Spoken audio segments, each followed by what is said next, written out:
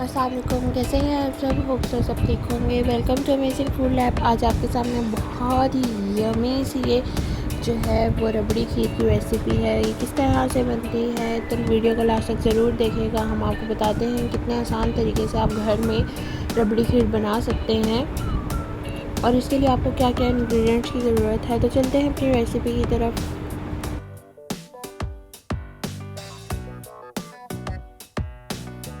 सबसे पहले 1.5 लीटर हमने मिल्क लिया है। उसके बाद हमने सबसे पहले इसमें जो चीज़ ऐड करनी है वो है राइस, चावल।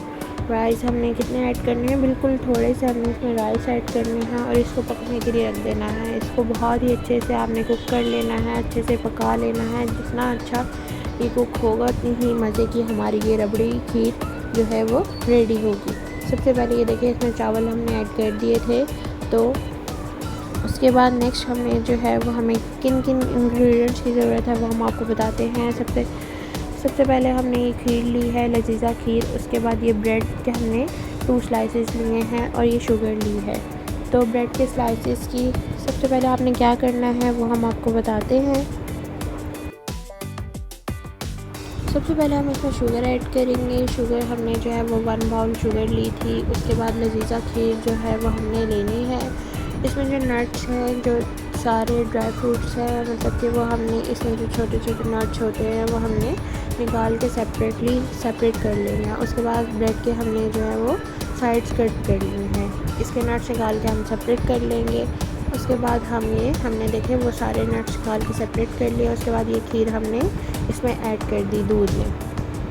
चावल और दूध को हमने अच्छे से पका लिया था। उसके बाद लजीज़ा खीर ऐड करने के बाद इसको भी हम पका लेंगे। बहुत अच्छे से शुगर ऐड कर ली थी, शुगर भी हमारी मिक्स हो गई थी। उसके बाद हमने लजीज़ा खीर ऐड की है। इसको हमने अच्छे से पका लेना है। जब इसमें बॉयल आना स्टार्ट हो जाएगा तो इसमें हम जो है वो ये देखिए ये बॉयल होना स्टार्ट हो गई है।